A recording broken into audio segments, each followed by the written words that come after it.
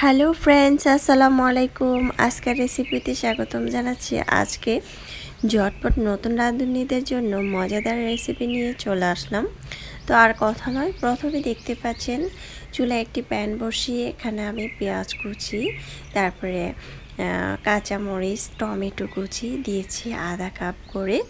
নতুন পেঁয়াজ, নতুন টমেটো, নতুন কাঁচামরিচ, তারপরে সাথে ছিল আদা রসুন হাফ টেবিল চামচ দিয়ে খুব সুন্দরভাবে কিন্তু এখন আমি এগুলো ভেজে নেব। খুব সুন্দর করে লবণ দিয়ে দিলাম পরিমাণ মতো। কাঁচামরিচটা একটু মাঝখান থেকে কেটে দিলাম, তাহলে ঝালটা হবে। ঝালের পরিমাণটা দিলে খেতে কিন্তু ভালোই লাগে, আর কাঁচামরিচের ঝালটা তো অনেকটা ভালো লাগে।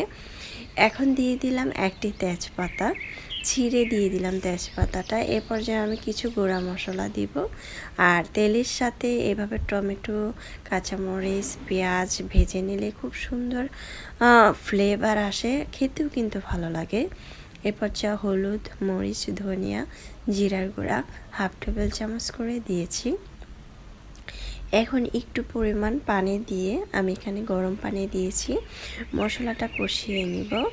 দেখতে পাচ্ছেন মশলাটা খুব সুন্দর করে কষিয়ে নিয়েছি। আর মশলা যত কষাবেন তরকারি খেতে ভালো লাগে, যেটাই রান্না করেন না কেন, কিন্তু মশলাটা যত কষাবেন খেতেও ভালো লাগবে। তারপর আমি আগে থেকে আলুটাকে ছিলে ভাপ দিয়ে নিয়েছি হালকা লবণ দিয়ে। দেখতে পাচ্ছেন আমি কিন্তু আলুটাকে এখন আমি খুব সুন্দরভাবে কষিয়ে নিচ্ছি মশলার মধ্যে। আর এই নতুন আলু দিয়ে এই আলুর দমটা তৈরি করলে সবাই চেটেপুটে খেয়ে নেবে, বাচ্চা থেকে বড় সবাই পছন্দ করবে।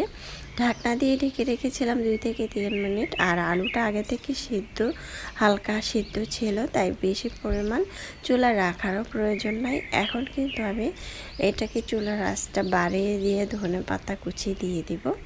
ধনেপাতা কুচিটা দিয়ে কিছুক্ষণ রেখে তারপর কিন্তু এটাকে আমি উঠিয়ে ফেলবো। আশা করছি আমার আজকের রেসিপিটি আপনাদের ভালো লেগেছে।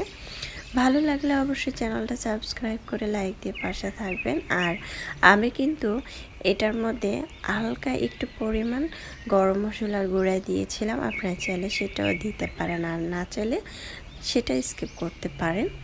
এখন কিন্তু আমি চুলার আঁচটা বন্ধ করে দিচ্ছি। দেখতে পাচ্ছেন চাইলে কিন্তু যারা নতুন রাঁধুনি এভাবে রান্না করতে পারেন। প্রথম থেকে শেষ পর্যন্ত ভিডিওটা দেখে তারপরে ঝটপট এই আলুর দমটা তৈরি করতে পারেন।